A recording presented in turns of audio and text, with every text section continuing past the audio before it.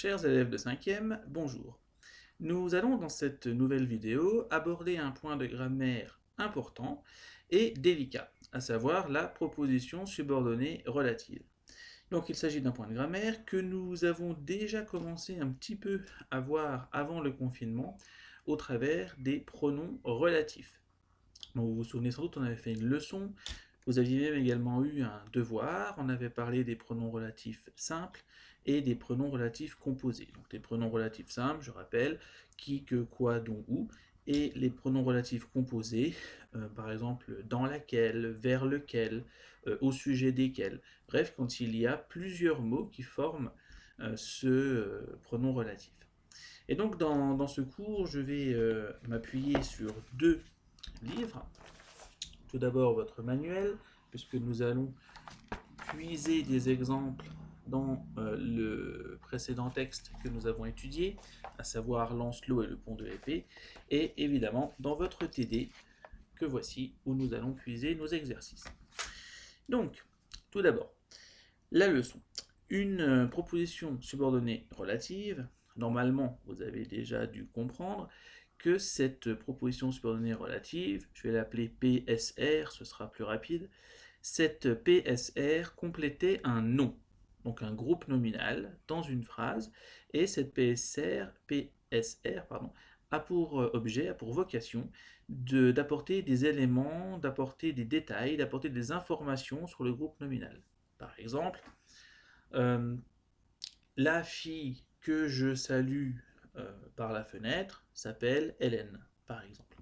Eh bien, ma PSR, c'est que je salue par la fenêtre. Et là, on constate que ce morceau de phrase, cette proposition subordonnée relative, n'a pas de sens toute seule. On ne peut pas dire que je salue par la fenêtre. Ça n'aurait aucun sens, on ne comprendrait pas ce que ça veut dire. Donc ça, c'est le premier élément. Deuxième élément, je rappelle qu'une PSR, comme toute proposition subordonnée, contient un verbe conjugué. Ici, c'est le verbe salut, au présent de l'indicatif.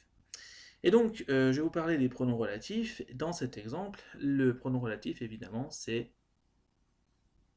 que, évidemment. Que je crois, que je salue par la rue, que. Voilà.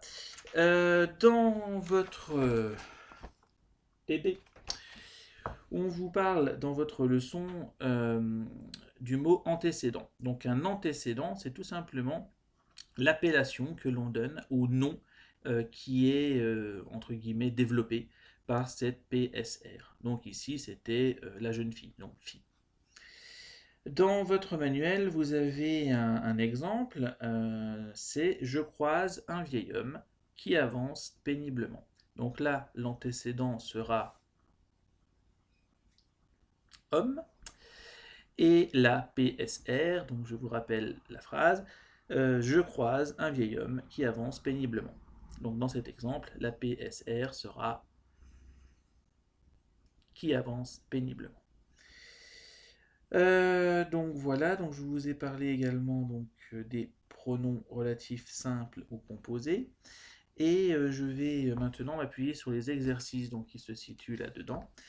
Je vais m'appuyer sur le 1, le 2 et le 3. Et même le 4.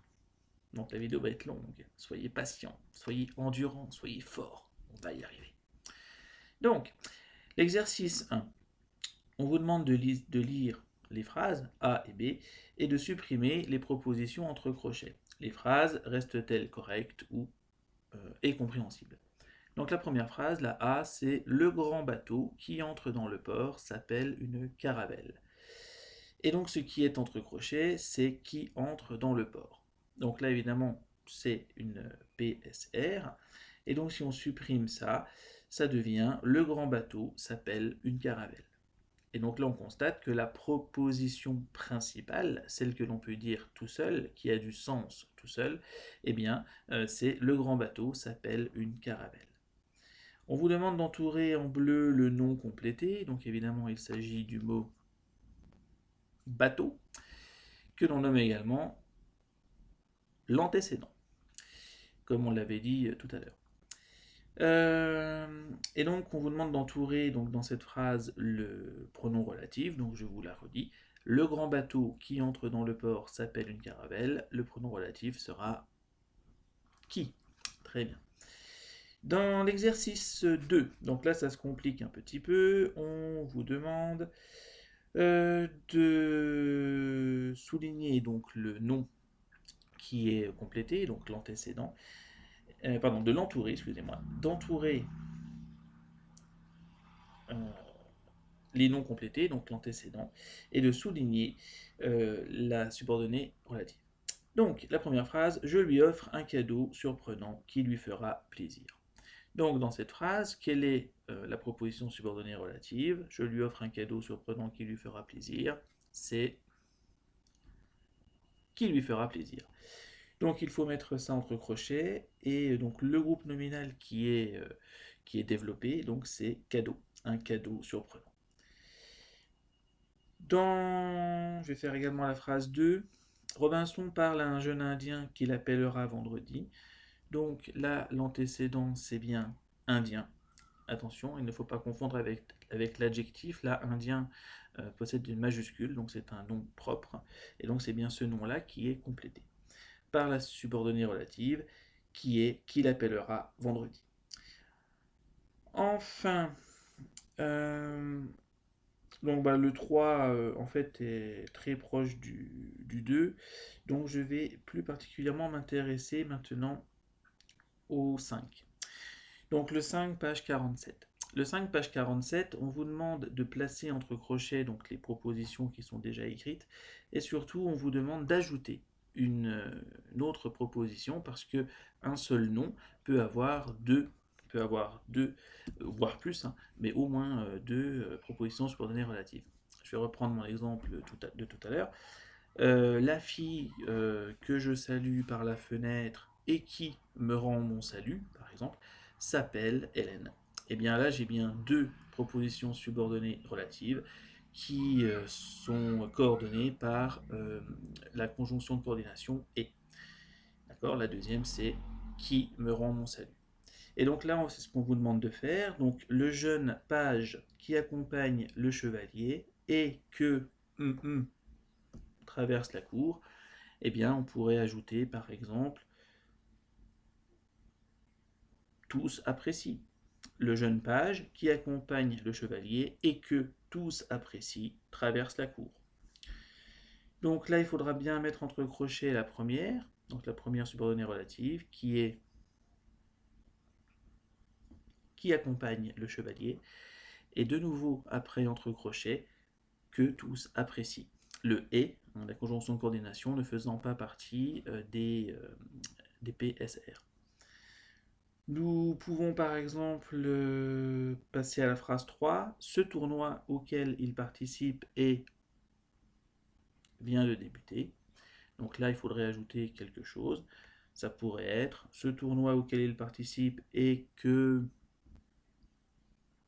il compte gagner, par exemple, et qu'il compte gagner, vient de débuter. Donc là, il faut mettre entre crochets auquel il participe et qu'il compte gagner. Voilà. Il me restait dans cette vidéo très longue, j'espère que vous n'êtes pas endormis, si vous écoutez bien, soyez attentifs, c'est important. Il me restait à essayer de trouver avec vous des exemples dans le dernier texte que nous avons étudié, à savoir Lancelot et le pont de l'épée. Donc je vous ai sélectionné un passage, donc tout en bas de la page 86 et tout en haut de la page 87, de la ligne 22 à partir de en souffrant jusqu'à supporter. Donc je vous laisse lire, vous pouvez mettre sur pause et essayer de trouver au moins une, mais si vous êtes doué peut-être deux, propositions subordonnées relatives dans cet extrait. Je me tais, c'est à vous. Donc lisez. Essayez d'en trouver au moins une. En souffrant le martyre qu'on lui avait préparé, il entreprend sa douloureuse traversée en se blessant les mains, les genoux et les pieds. Mais Amour, qui le guide, soigne ses coupures, qui lui sont plus douces à supporter. Donc dans cet extrait, on peut en relever plusieurs, des PSR, par exemple, qu'on lui avait préparé. En souffrant le martyre, qu'on lui avait préparé, donc qu'on lui avait préparé, complète l'antécédent martyr. Nous avons également la deuxième phrase qui le guide. Donc là l'antécédent c'est amour, mais amour qui le guide. Donc qui le guide PSR, qui complète donc l'antécédent amour. Et nous avons également soigne ses coupures qui lui sont plus douces à supporter. Donc qui lui sont plus douces à supporter complète cette fois le nom coupure. Voilà, donc j'espère avoir été clair, complet. Donc ce qui est important dans les propositions subordonnées relatives, l'intérêt finalement de les identifier, comment dirais-je, de correctement les mettre entre crochets, c'est pas simplement pour faire joli sur une feuille de papier, hein, c'est simplement pour bien accorder, par exemple, les verbes avec leur antécédent. Par exemple, si je vous donne un exemple un petit peu plus compliqué, on fait par exemple souvent cette faute, moi, dans la phrase par exemple, moi qui est gentil, par exemple. Moi qui est gentil, je rends souvent service. Bon. Eh bien, cette phrase est incorrecte parce que nous avons une subordonnée relative qui est gentil, et cette subordonnée relative complète un antécédent. Et cet antécédent, c'est moi. Moi qui, non pas est gentil, mais moi qui suis gentil. Moi qui suis gentil, par exemple, je rends souvent des services. Donc, dans cet exemple-là, eh bien, on comprend tout l'intérêt de réellement bien comprendre et de voir où se situe la subordonnée relative, puisque cela permet de correctement accorder, conjuguer les verbes. Donc l'intérêt se trouve là. L'intérêt également se trouve dans l'expression correcte du français, c'est-à-dire choisir le bon pronom relatif. Par exemple, on ne va pas dire la fille dont je salue dans la rue s'appelle Hélène. Non, le don ici, D-O-N-T, n'irait pas, mais bien, c'est bien la fille que je salue par la fenêtre s'appelle Hélène. Donc il est bien important d'accorder correctement le verbe et de choisir le bon pronom relatif. Donc voilà, si on devait retenir simplement deux intérêts à cette leçon majeure, c'est bien ça. Voilà, donc je vais vous donner pour finir des exercices dans votre TD.